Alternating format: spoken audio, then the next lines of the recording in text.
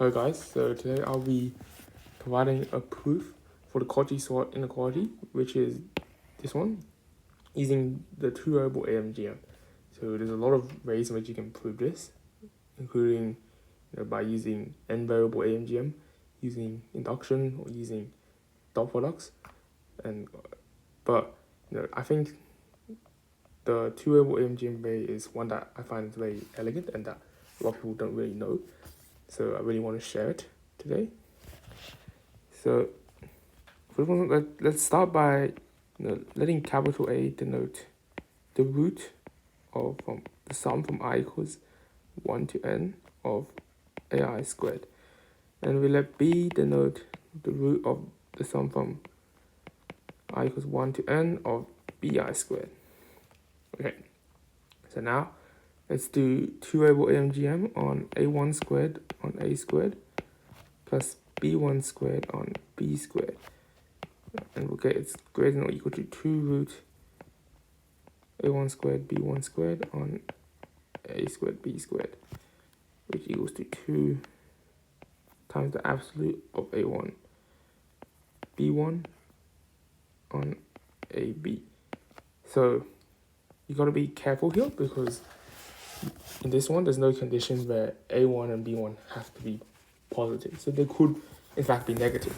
That's why when you put the absolute around the a1 and the b1, the capital A and capital B, though, because they're square roots, they have to be positive. So you can simplify it to just this.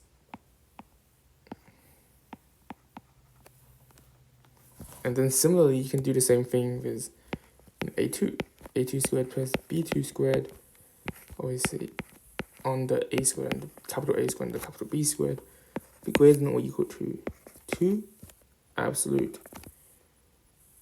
a2 b2 on capital A capital B. And then you can just keep on cycling the two variable AMGM inequality on, from A1 or to A2 to A3 all the way to AN.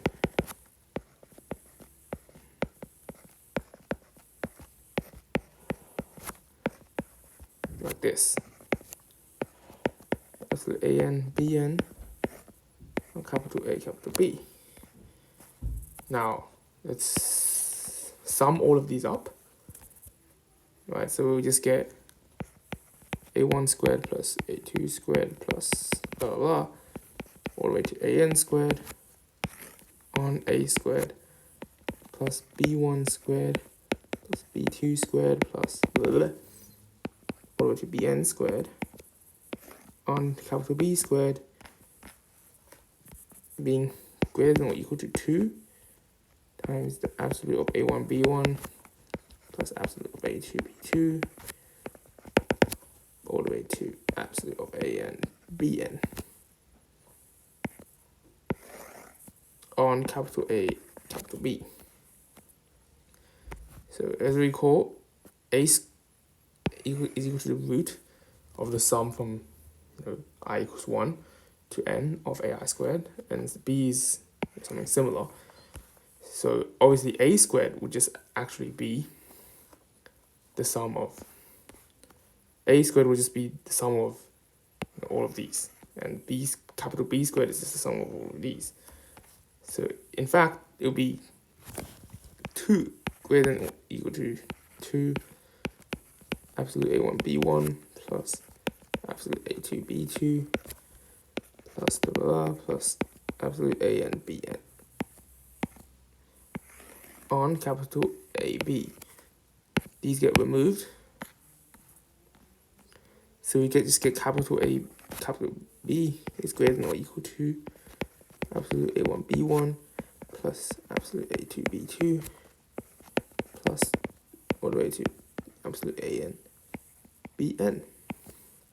And then we can use the triangular inequality for n variables to get this, right? And then because of this, we can just square both sides.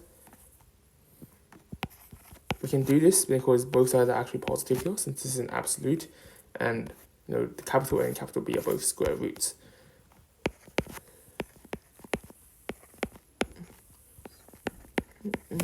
So it'll be something like this. And then now we just convert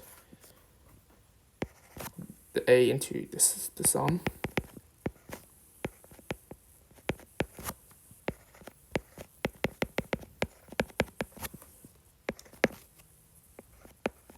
And we get to our intended inequality here.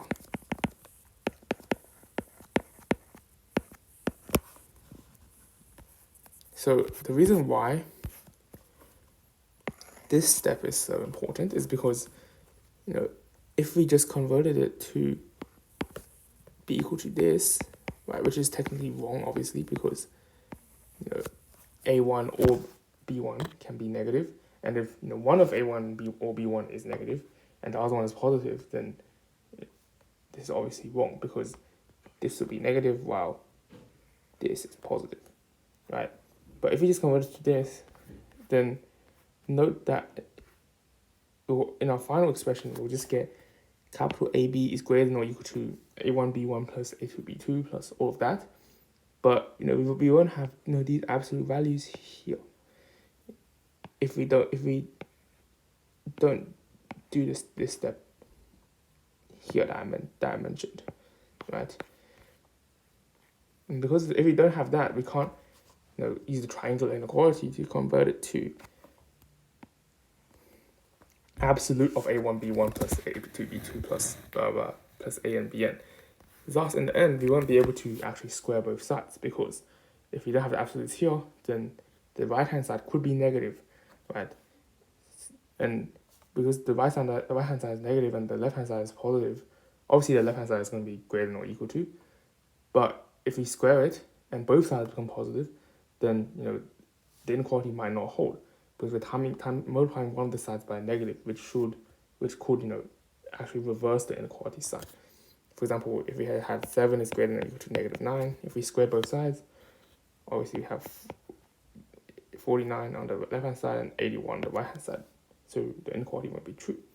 So that's why we, in fact, really need the absolute values here.